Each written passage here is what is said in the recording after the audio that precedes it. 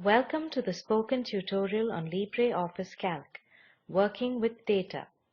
In this tutorial, we will learn about speed up using fill tools and selection lists, sharing content between sheets, removing data, replacing data, and changing part of a data. Here we are using Ubuntu Linux version 10.04 and LibreOffice Suite version 3.3.4.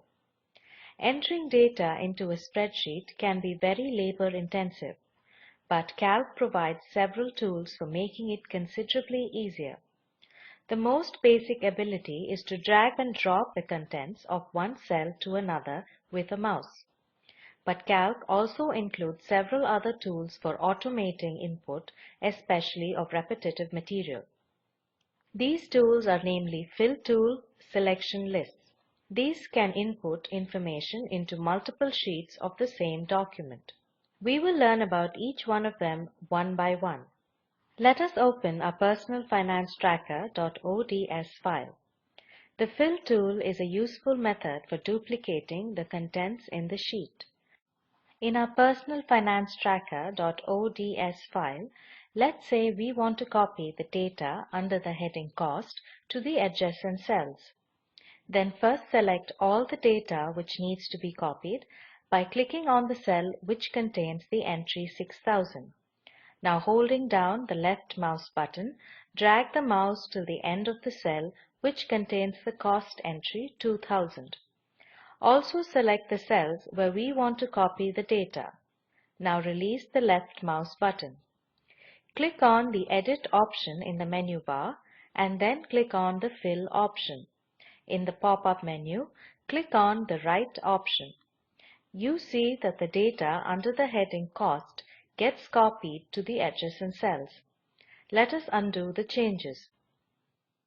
A more complex use of the Fill tool is to use it for filling some series as data in sheets.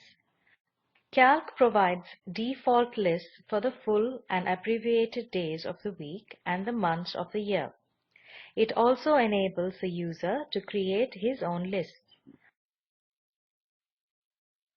Now let's insert a new heading named Days in our sheet. Under this, we will display the 7 days of the week automatically. Select the first 7 cells below the heading Days. Now click on the Edit option in the menu bar and go to the Fill option. Click on the Series option in the menu. You see that a dialog box appears with the headings as Fill Series. Now under the heading Series Type, click on the Autofill option. In the Start Value field, we type our first day of the week, that is Sunday. The increment is already set as 1. Now click on the OK button. You see that the days are automatically entered into the cells. You can enter only weekdays, month or year by the same method as they are predefined in Calc. Another method for autofilling of sequential data is as follows. Type Sunday in a cell and press Enter. This will shift the focus to the next cell in the column. Go back to the cell where Sunday was typed. You will now see a small black box at the bottom right-hand corner of the cell. Click on this box with the mouse. Drag it downwards till you see Saturday in the display box on the right. Release the mouse button. The cells get filled with the weekdays automatically. This trick works for all data that are sequential. Let's undo the changes. You can also create a one-time fill series for numbers by entering the start, end, and the increment values. To demonstrate this, we will first delete the serial numbers already entered in the cells A1 to A7. After deleting the numbers, select the cells referenced as A2 to A7 again. Now click on the Edit in the menu bar and then on Fill and Series option. A dialog box appears in front of us. Now click on the Linear option under the heading Series Type if it is not selected by default. In the start value field, we will type the first serial number, that is 1. In the end value field, we will type the last value to be entered as 6. Now we set the increment value as 1 and finally click on the OK button. We see that the cells automatically get filled with the sequential serial numbers. In all these cases, the fill tool creates only a momentary connection between the cells. Once they are filled, the cells have no further connection with one another.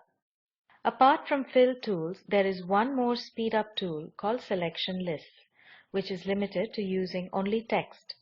We will discuss it in the later tutorials of this series. After learning about fill tools and selection lists, we will now learn how to share content between sheets.